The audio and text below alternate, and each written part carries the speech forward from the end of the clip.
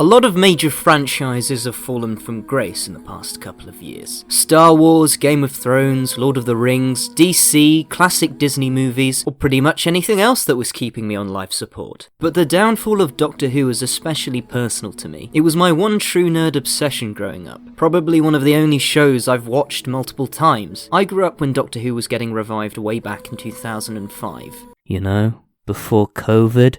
Do you remember what it was like before COVID? Many people claim that the Christopher Eccleston, David Tennant period led by Russell T Davies is the golden era. It had the highest ratings, the most popular Doctor, the most memorable companions and villains, and its overarching stories were generally consistent and satisfying. Davies was successful at making a fun, camp show about weird and gross aliens, while also including dark and complicated character themes that would engage an adult audience. Of course, fans endlessly argue about which era is the best, but everyone seems to agree the real strength of the show is its ability to keep reinventing itself each generation. Every few years there's a new lead actor, showrunner and writing team. That doesn't mean that every change is good or makes sense. Some changes even got it cancelled. But it keeps things fresh and exciting. There's historical education, weirdo sci-fi, hokey clowns, action heroes, and whimsical fairy tales. The overall message largely stays the same, just with a new angle, and every new edition pays respect to the previous one, creating a weird and unique family of sorts. I'm providing this context so we can better understand how deeply Chris Chibnall fucked this family's children into the ground, pissed in their mouths, and used the remaining parts to construct a shrine to his false god.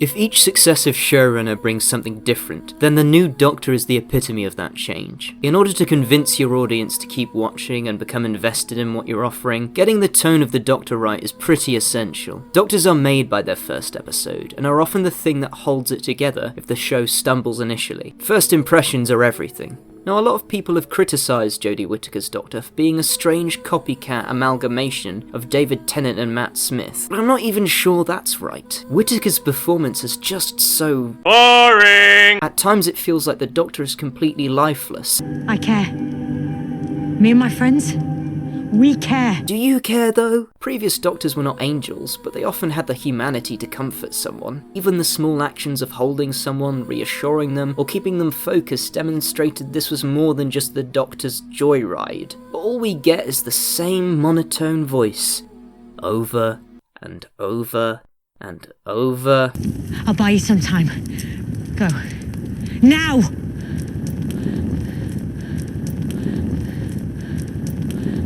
Even the small little anecdotes that previous Doctors would give in the heat of the moment feel so arbitrary now. The frustrating thing is that shows like Broadchurch, run by the same fucking guy, demonstrate Jodie's potential as a really good actor. Unfortunately, Whittaker is significantly held back by Chibnall, who practically gives her no development from episode to episode. Mostly, the script treats her as a mouthpiece for exposition, like a forgettable schoolteacher eternally droning on about how we need to care about this and why we should be paying attention. Immediate aftermath of the Cyber Wars, Cybermen have hunted down and wiped out the majority of the human race. Hey showrunner, how about you direct your lead actor and actually show me what's going on rather than constantly telling me? All the problems with Whittaker's performance can pretty much be traced back to this interview. The essence of the Doctor is always there because it's on the page, and it's been put on that page for me by the biggest Whovian I've ever met. The delight for me was I wrote the audition scenes,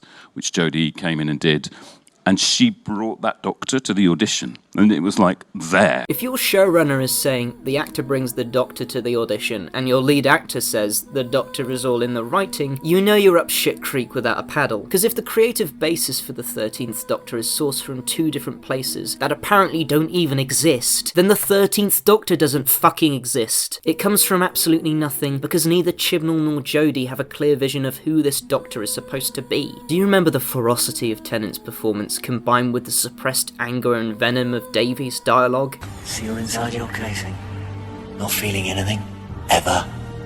From birth to death, locked inside a cold metal cage, completely alone. For comparison, let's take a look at a similar speech. I mean, you talk about an identity crisis. You despise who you are. Now that's what I call an inner conflict. All the subtlety, all the nuance, all the emotion is just drained away. If the Doctor isn't invested in the events of the story, the threat, or the safety of the characters, why should the audience be? Now, the model of having an ancient male space god kidnap one young impressionable girl from the UK series, in hindsight looks incredibly old-fashioned. It's become a long-running joke of the show. You're not mating with me, sunshine. 10 and Rose, 10 and Martha, 10 and Donna, 11 and Amy, 12 and Clara. But there's a reason the Doctor has only had 2 major companions at most for the past 2,000 years while travelling through time and space. 3 is a crowd. And the TARDIS is a time machine, not a fucking care home. During series 1, 2, 3, 4 and 5, the focus was put almost entirely on a single person's life. The audience needed enough time to get invested in a particular character's inner struggles and emotions. In Chibnall's TARDIS, not only do we have to suffer a Doctor with no character arc, but there are multiple companions that are all treated equally. Even with a longer running time, a good writer would struggle to find room for every person to have their moment. I mean, it was cool to see everyone working as a really coordinated team to stop the Cybermen, but can anyone tell me what Ryan's character development was this episode? Or Graham's? Or Yaz? You could probably find something, but I give more table scraps to my fucking dog. When time is devoted to Ryan and the woman who fell to Earth, the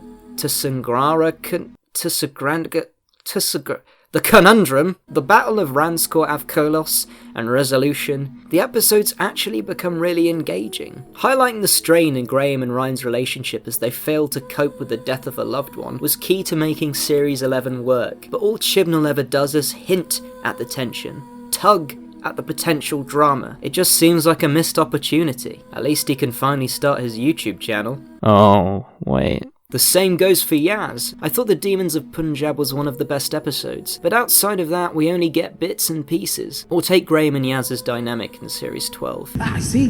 That is because you're alive and breathing because of us. Are you going to keep going on about that? Yes, every hour on the hour. We laugh at. You. There's a real boomer millennial respect between them, which is a welcome addition to the dry wasteland that is this finale. There's even an insanely heartfelt moment where Graham explains how Yaz is a better hero than Whittaker's Doctor. A sentiment I completely agree with. You ain't got a time machine or a Sonic,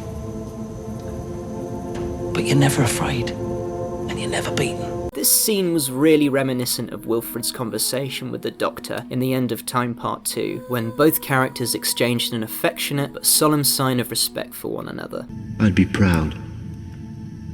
Of what? If you were my dad. Unfortunately, the way the script distributes its attention to the main cast is so fucked 6 ways to Sunday that this sort of writing comes too little, too late. The human companions for the first time in the show feel like side characters, confined to the background of most episodes. If it ain't broke, don't fix it. Also, hire some better actors! For most of Doctor Who's history, the effects and direction have been a mixture of wacky cardboard sets and whatever this is. You meddling fool! You shall die. The BBC's budget for the show initially was notoriously quite limited, forcing those working on it at the time to use what they had. Even as Doctor Who entered the 21st century and its resources were increased, the BBC's ability to produce quality CGI in Series 1 and 2 was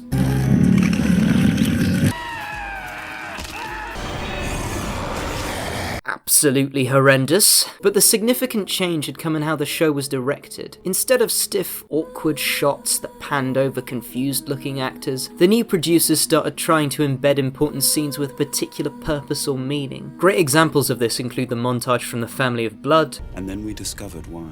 Why this Doctor, who had fought with gods and demons, why he'd run away from us and hidden.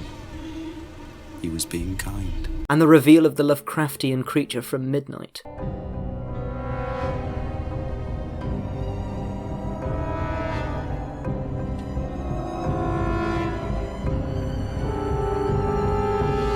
Obviously, as the show progressed and became more international, the aesthetics were given an upgrade at the beginning of Matt Smith's run. The intention was to give the episodes a more cinematic and professional feeling. So why, when the show is supposedly receiving more money than at any other point in 50 years, does the direction feel like it's been pulled out of a student film festival? Most scenes typically resort to using these close-up shots where the cameraman occasionally contracts Parkinson's. What is the audience supposed to get from this? Are the close-ups supposed to make me incredibly uncomfortable? Is the shaky cam supposed to represent a chaotic situation? It wouldn't be wrong for the director to do these things, but I strongly doubt they even thought about it in the first place, because they keep using the same technique every single time.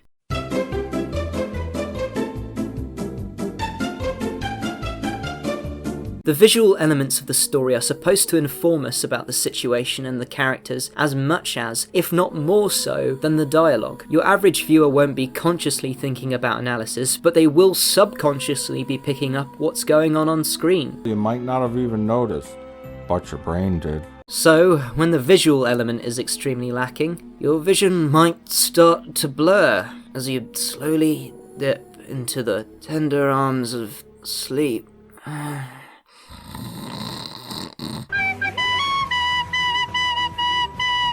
Now, to the credit of the show, this point is a little unfair, but it's very personal to me, so I'm gonna make it anyway. The show just isn't the same without Murray Gold. If you're a casual viewer, Murray Gold is the guy that composed the music for all 10 series of the show. He wrote this,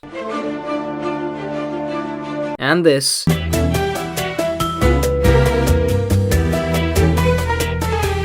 and I don't know about you guys, but the music in this show kicks fucking ass. Gold created 4 distinct Doctor themes, numerous unique companion songs, and iconic villain tracks, all of which add a wealth of atmosphere, tone, and quirks to each part of the show in its own special way. Frankly, the show wouldn't have been the same without him. So when Gold was set to depart along with Stephen Moffat, a lot of fans were worried that one of the key components of Modern Who was going to disappear. These people were not wrong. Now, the music by new composer Sagan Akinola? God, I hope I'm not butchering his name. The new composer's music is interesting. The soundtrack for Series 11 and 12 uses a large variety of experimental music, which I really appreciate. And I think the intro he composed is the best it's been since Series 4. But trying to live up to Murray Gold's countless number of ingenious songs was always going to be an impossible task for anyone. What intrigues me the most about Akinola is that he's clearly very talented. I just haven't heard a song yet that's made me stop what I'm doing and think, that's who the Doctor is. The music is always there in the background of each episode, but it fails to enhance the show with the same explosive energy that Gold brought to the series. Let's be honest, the only points during the show that the Cybermen were truly intimidating were their initial appearance during the Rise of the Cybermen, The Age of Steel, and A World Enough in Time. These episodes are nailed by removing an individual's brain and nervous system, only to put it in a suit of armour and remove all emotion was so unbelievably fucked up.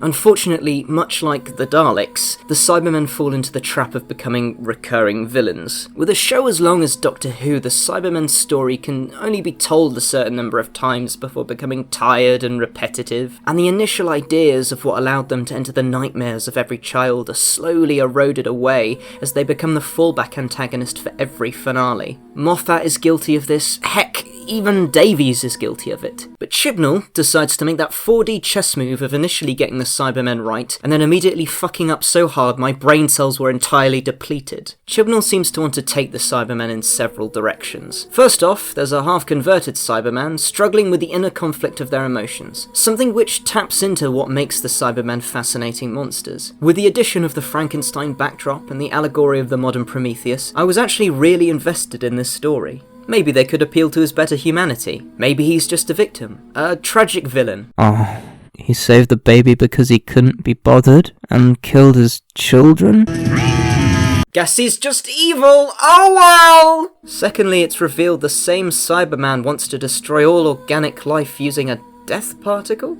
What the fuck?! fuck? Let's put aside the fact that the Cybermen are nowhere near powerful enough to create a particle designed to instantly kill all organic life. The purpose of the Cybermen is to assimilate humanity, not destroy it. Sure, they delete humans from time to time, but the removal of the human element from the Cybermen doesn't make any sense thematically, or in the lore of the show. The answer to this question was covered way back in Series 2. The creator of the Cybermen from Pete's World, Professor Lumic, recognised that the imagination and innovative potential stored within the human brain was priceless. The body was the fragile element that needed to be removed, and the removal of emotions was merely a formality to necessitate this. If Lumic believed that AI could form ideas in the same way a human could, he would have just built the fucking Terminator! Ten recognised that if the Cybermen eventually ran out of human stock, they would have fulfilled their function and be left with nothing. The Cybermen won't advance. You just stop.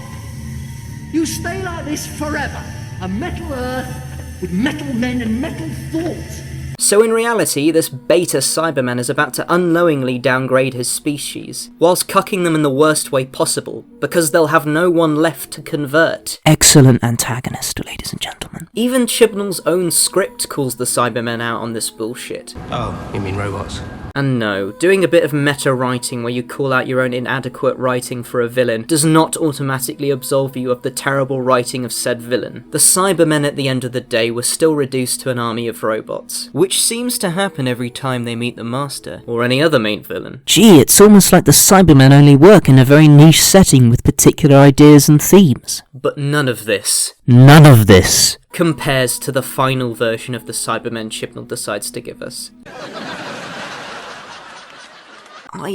I don't even know how to respond to this. The other ideas I could at least critique with some level of analysis, but Timelords and I need to be very clear about this. Timelords Cybermen are a fucking stupid galaxy brain idea. Do you remember Human Dalek? Do you remember how dumb, cringy and weird that was? Well, this is Chibnall's Human Dalek, and it's the series finale. And the climax of the episode. They ask you how you are, and you just have to say that you're fine when you're not really fine. The worst part is that it's all done for shock value. The Cyberman is just a dick. We're gonna destroy all organic life. We're gonna have babies with Timelords. With all the decisions the Cybermen make in these 3 episodes, it feels like a different kind of villain might have been better. If only there was a race of alien beings in armour that want to be dicks, exterminate all life in the universe, and have already tried to assimilate Time Lord regeneration. Also, CGI flying head drones are absolute cancer! Sadly, Chibnall not only dismantles one iconic Doctor Who villain, but goes the whole 9 yards to wreck the Doctor's arch-nemesis. Many thought the character was safely kept out of his hands after dying in Series 10. How is he back? Who brought him back? Why is he dressed like a circus clown? Look forward to all these questions never being answered as we enter the black hole that is the Timeless Children. The Master has, on a surface level, traditionally been a maniacal megalomaniac serial killer. When compared to the Doctor, it's part of what makes him so enjoyable to watch. Now, I'm not denying that the Master has previously been over the top. John Sim was campy, off the wall, and generally...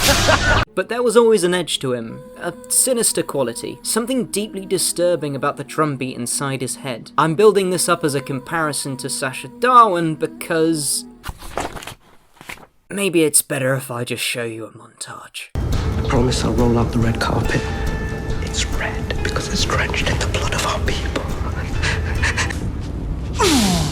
Goody!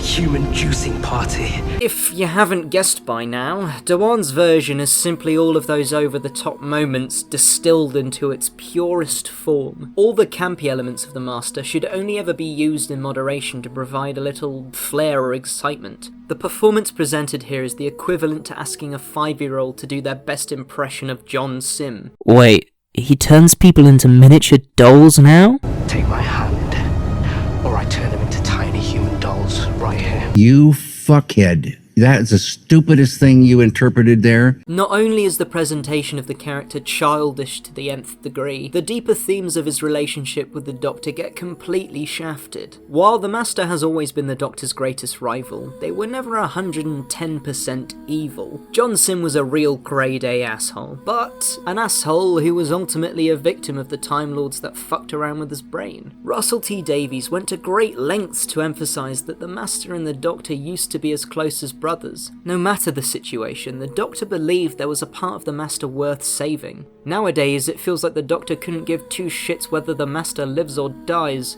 Take my hand. Never. Did Chibnall get amnesia? Did he forget that series 8, 9 and 10 served as a giant character arc where the Doctor reformed Missy from a villain into a companion? Oh, I guess he didn't watch those episodes. The motivation behind the Master's plan also feels incredibly two-dimensional. It seems to hinge on his hatred for how the Doctor, being the timeless child, means a part of her is in him? A little piece of you is in me. All I am is somehow because of you, and believe me when I say I cannot bear that. I thought these guys are supposed to be frenemies. I mean, sure, the Master would torture the Doctor emotionally and physically, as all frenemies do, but at the end of the day, when facing a greater threat, they would try to save one another because of the mutual respect between them. So why would having a part of the Doctor within him make him so angry? Wouldn't it be a relief that after all these years, there might be a path away from the darkness that consumes him? Apparently not. Now for a bonus round. For this next clip, Chibnall reduces the Master to being A. a man with rabies, B. a raging hard-on for the female Doctor, or C. a character devoid of any soul. I do believe you're appealing to my better nature, and we both know I don't have one. I'm not going to help them, and neither are you. And the history between us does mean something. It's the rage and pain in my heart. Congratulations! All the answers are correct! The Time Lords have always held an air of mystery throughout the show. In Old Who, they wore funny hats and dresses while uttering pretentious speeches. The audience knew they were powerful beings, but we never really got a sense of how powerful. So in New Who, Davies had a chance to redefine them. The brief and fleeting seconds we hear about the Doctor's people, the reasons for committing genocide against his own race, and the horrific nature of the Time War were some of the most exciting parts of the show. They're all gone now.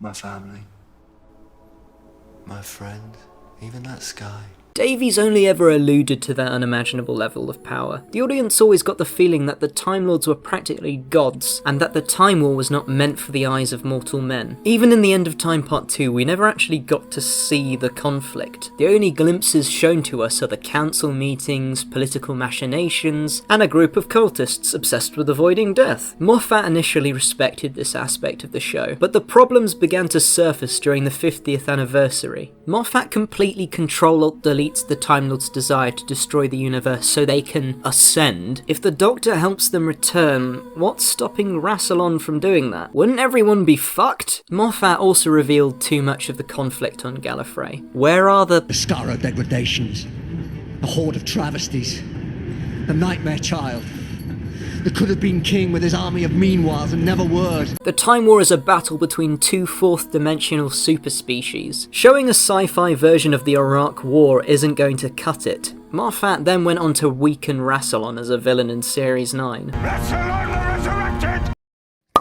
And used the return of Gallifrey as a backdrop to a bizarre story about the hybrid. So by the time we finally get around to Chibnall, the mythos of the Time Lords had waned significantly. At least Gallifrey is safe at the end of the universe, I guess. Oh, wait. Here we go again! Listen. The Master shouldn't be able to single-handedly destroy Gallifrey. In the End of Time Part 2, the Master is on top of his A-game. The whole Earth has been subjugated, the human race has been wiped from existence. At this point, he's essentially won. And all it takes for one Time Lord to undo all of this is flicking his fucking power glove.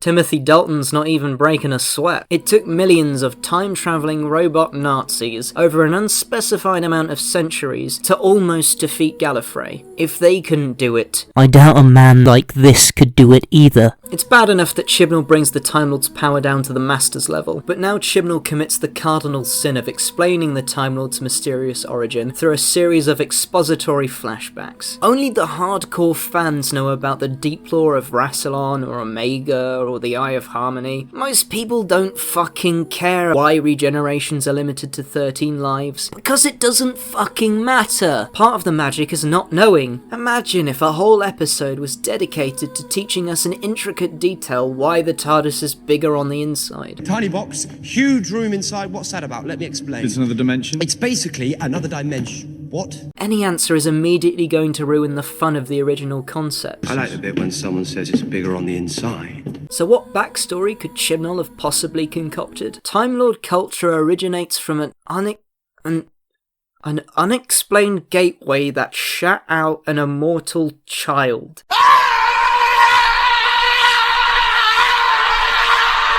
In the actual canon of the show, Time Lord society only happened because of luck. Just luck. Complete fucking random chance. Not the efforts of generations of intelligent immortals constructing a future filled with fantastical inventions. For some reason, I get the feeling that this invalidates everything that made the Time Lord so interesting in the first place. But I guess that's what this cunt was going for.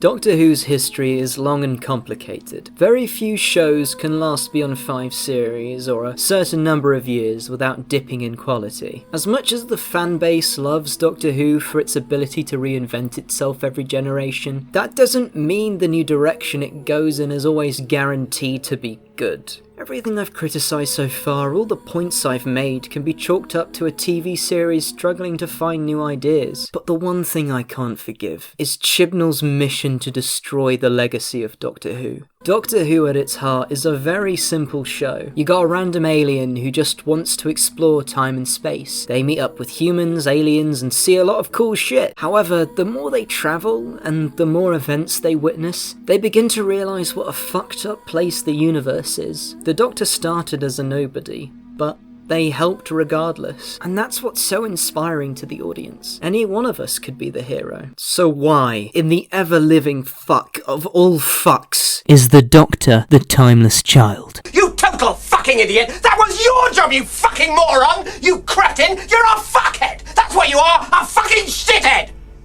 Moffat, Davies, every showrunner, old Who and new up until this point, understood the character of the Doctor. They're the maintenance man of the universe, an idiot with a box, the most unlikely hero with a flawed human side everyone can relate to. Not anymore, now they're Destiny Child! They're the Chosen One, Space Jesus, the second coming of the Elder Gods, whose powers will crush any enemy beneath their feet! How fucking disappointing. This decision affects everything about Doctor Who, because now the main character's memory hasn't been correct for every episode we've seen them in, which in turn affects every decision they've made, which in turn affects everything that defines them, and everything they've strived to rise above. As a showrunner, you're gonna need something truly brilliant to supplant 50 years of a character's development. But what Chibnall offers us is infinitely worse. This isn't just about retconning the Doctor's entire character for the past 50 years. It's about retconning the soul of the show. I ran out of notes towards the end of the episode the same way I'm struggling to finish this review, because I'm writing the obituary of a significant part of my childhood. How do you even do that? I wanted to do this review not just to rag on Chibnall's failures as a showrunner, but also highlight all the things I love about the previous series. Putting the timeless children to rest is a way for all the fans to move on, and treasure the parts of Doctor Who that we love, no matter what part of the fanbase you're from. What else is there to say?